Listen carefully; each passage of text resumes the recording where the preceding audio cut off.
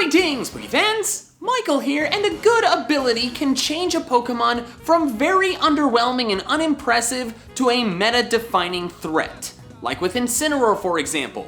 When it only had Blaze, it was not really used at all. But then once it got Intimidate, it became one of the most widely used Pokemon in the entire VGC metagame. However, that is definitely not the case for all abilities. There are several abilities out there that don't do anything, don't work well for a specific Pokemon that has it, or just outright harm the Pokemon. I thought it'd be fun to compile a list of those situations, so this video will be 10 instances of Pokemon having useless abilities. I'll start with the obvious ones that I'm quite confident you're already aware of. The first of which is Slackoth, Slacking, and Durant with the ability Truant. Truant is an ability that only allows the Pokemon with it to attack once every other turn.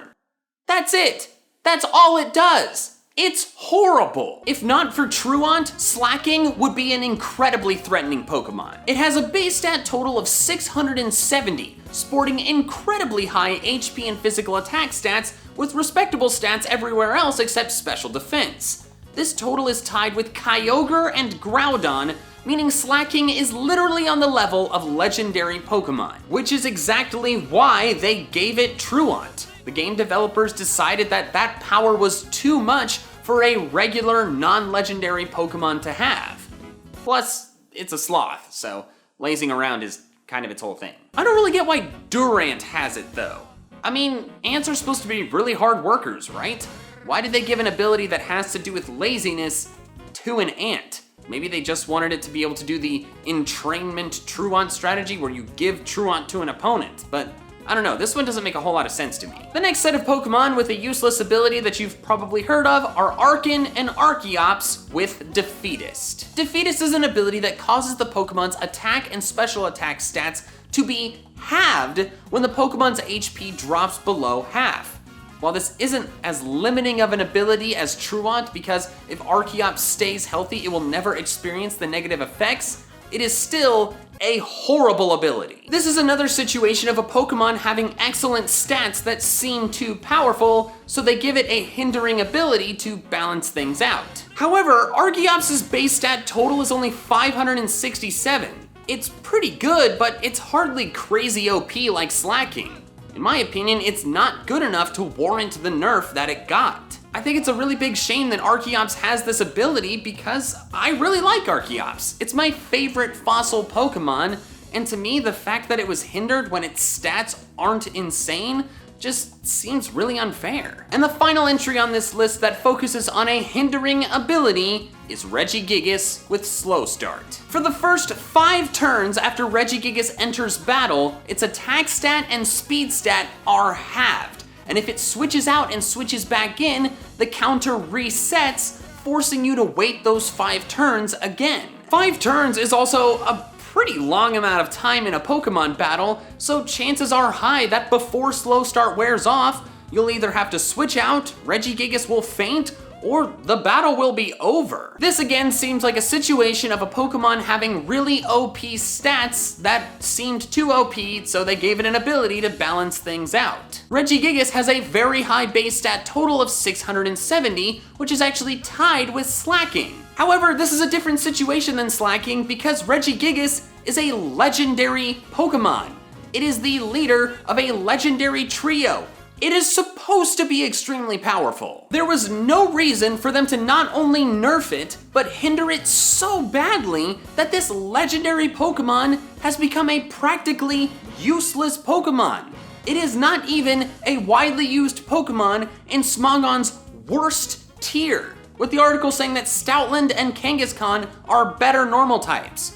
Why did they make it so incredibly bad? So those first few entries focused on situations where the ability itself is useless or harmful. The following entries will focus on situations where the ability is not useless, but is useless on these specific Pokemon.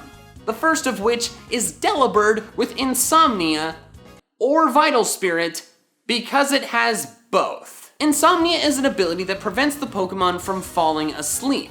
This can come in handy since most of the time, sleep is not a good thing in a Pokemon battle.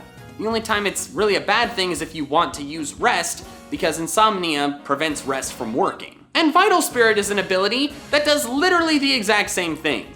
They are identical in every way except name. Now there are plenty of examples out there of this same situation. Two abilities with different names that do the exact same thing. Like Battle Armor and Shell Armor both protecting from critical hits, or Airlock and Cloud 9 both eliminating the effects of weather. However, those pairs are always on different species of Pokemon. Delibird has both Insomnia and Vital Spirit, two abilities that do the exact same thing. This is a complete waste of an ability slot because two of its three are taken up by the same thing, effectively making one of them useless. Whichever one is the useless one though, I guess is up to personal preference, so take your pick. Another similar instance is the Kling Klang evolutionary line with plus and minus. If you don't know what plus and minus do, that's probably because you've never used them, which would make a lot of sense because they are really bad abilities. All it does is give the Pokemon with plus or minus a 50% boost to its special attack if another Pokemon with plus or minus is also on its side of the battlefield.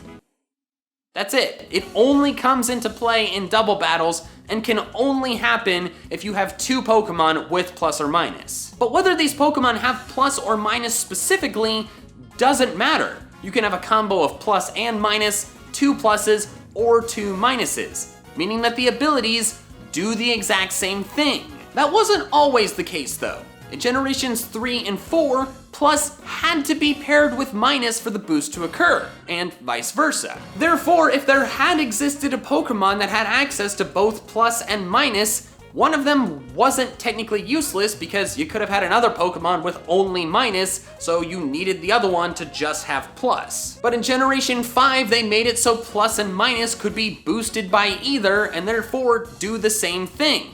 Generation 5 was also when Kling Klang was introduced, so there was never a time where having both of them made sense. It's the exact same situation as with Delibird. Two ability slots are taken up by identical effects.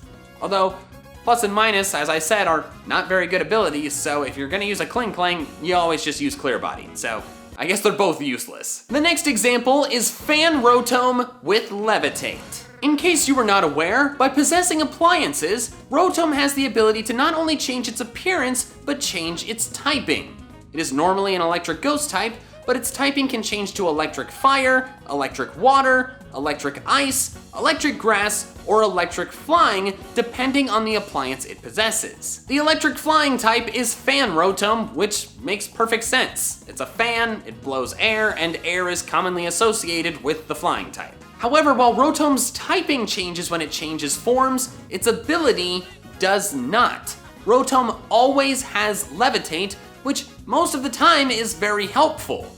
Rotom is always an electric type, and electric's only weakness is ground, so for most Rotom forms, Levitate allows it to change a weakness into an immunity. The only two forms where this is not the case are Rotom Mow, where it changes a neutral hit into an immunity, since grass resists ground, and Rotom Fan, which changes an immunity into an immunity. Flying type Pokemon are already immune to ground types, so an ability that gives it an immunity that it already had literally does nothing. This is such a funny and ridiculous thing that Smogon decided to be cheeky, so if you ever get a Fan Rotom in the random battles on Pokemon Showdown, it will be holding an air balloon. The next entry is another situation of an immunity being granted when one is not necessary. That being Frillish and Jellicent with Damp. Damp is an ability that prevents all Pokemon on the field from blowing themselves up. In other words, it prevents the use of self-destruct, explosion, and mind blown. Also, an effect that I learned about while researching this video is that it makes the Pokemon with Damp not take damage from Aftermath, so that's kind of interesting. Damp can definitely be a helpful ability, especially when trying to capture a Pokemon that might blow itself up. It also can be used in trainer battles, but tends to be kind of situational. But for Jellicent specifically, it is a useless ability because it was already immune to the explosions. At least, it was before Blacephalon showed up. Both self-destruct and explosion are normal type attacks, meaning the ghost type Jellicent takes no damage from them. The only explosive attack that can hurt it is Mind Blown, but that's only in one pair of games and it's very new and wasn't around for all the other generations where Jellicent had damp, so we're just gonna ignore the Dippin' Dots of Doom today. If Jellicent doesn't have damp, the enemy blows itself up, but Jellicent takes no damage.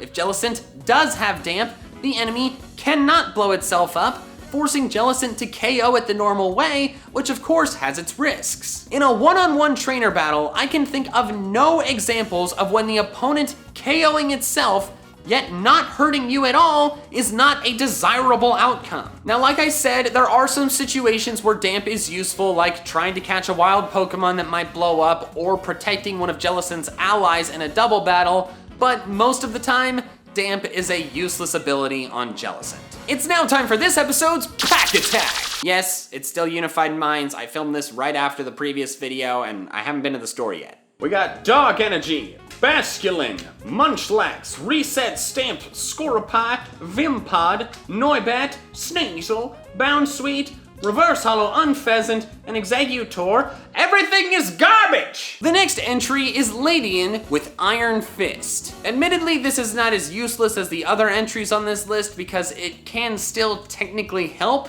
It's just that if you're using Ladian properly, it will not help. Iron Fist is an ability that boosts the power of punching moves by 20%.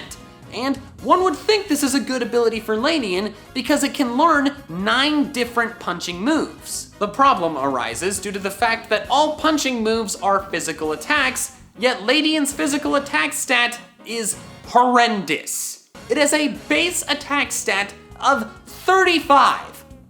35! Flabébé has a higher physical attack stat, and it's a Flabébé! So in short, an ability that helps with physical attacks on a Pokemon that should never use physical attacks is a useless ability for it. A similar but less extreme example is Litleo and Pyroar with Moxie. Moxie is an ability that boosts the Pokemon's physical attack by 1 stage every time it KOs an opponent.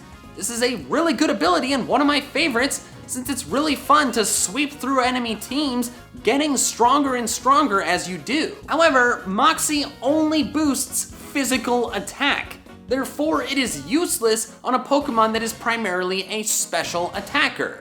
An example of this is Pyroar. Pyroar's base special attack is over 40 points higher than its physical attack. It would be foolish to run physical moves on a Pyroar due to this massive stat difference. Litleo's special attack is only 23 points higher than its physical, but still its special is higher. Literally every other Pokemon that has Moxie has a higher physical attack than special attack because it makes no sense to have a strictly physical ability on a primarily special Pokemon. On a Pyroar, it is completely useless, so don't ever go to the trouble of finding a hidden ability Litleo because you don't want it. Another boosting the wrong stats situation is Cherrim with Flower Gift. Flower Gift is the signature ability for Cherrim and is what allows it to change forms in the sunlight, much like Forecast for Cast Form. However, unlike Forecast, Flower Gift gives a stat boost to Cherrim's sunny weather form. It gives a 50% boost to Cherrim's and its allies' physical attack and special defense stats. So while the special defense boost is, I guess, kinda nice to have, the physical attack boost is stupid. Cherrim's best stat of all of them is its special attack. Why would they make this ability boost its worst attacking stat? An argument could be made for using this ability to boost Cherrim's allies in a double battle, but that only works in a double battle. So in a regular single battle, Flower Gift is simply not good. And the final entry on this list is another one where the ability itself is bad. Every Pokemon with Illuminate. As of Generation 7, there are 3 abilities that have no effect in battle: Honey Gather, Run Away, and Illuminate. I know you're probably thinking that I missed Pickup, and while that was true in Generation 3 and 4, since Generation 5, if the enemy Pokemon uses up a single-use item, the Pokemon with Pickup will pick up the item, even if it's an item not normally found in the Pickup encounter table. But back to the abilities that don't currently have an effect in battle. Honey Gather and Runaway do have uses in a playthrough. Honey Gather gets you free honey, and Runaway allows you to keep a low-level Pokemon in the front of your party that you're trying to level up without having to worry about getting stuck in a wild battle that you can't flee from. But Illuminate's effect stinks! If a Pokemon with Illuminate is at the front of your party, it makes wild Pokemon more likely to spawn. The only scenarios in which that is desirable is if you're looking for a specific rare Pokemon like a shiny or a low encounter rate Pokemon. Otherwise, it makes traversing through caves and surfing more annoying than they already are. If I had a Pokemon on my playthrough team with Illuminate, I could basically never have it in the front of my party unless I was religiously using repels. Plus, it doesn't have an effect in battle, so you're almost always gonna wanna choose an ability for these Pokemon that's better, because all Pokemon with Illuminate have other ability options that are far and away superior. In short, if you can avoid using a Pokemon with Illuminate, you should do so. Thanks so much for watching this video, and if you enjoyed it and want to see some more of my fun Pokemon content, I recommend this video here. Alright, that's all I have for now, so until next time, we fans, gotta catch them all!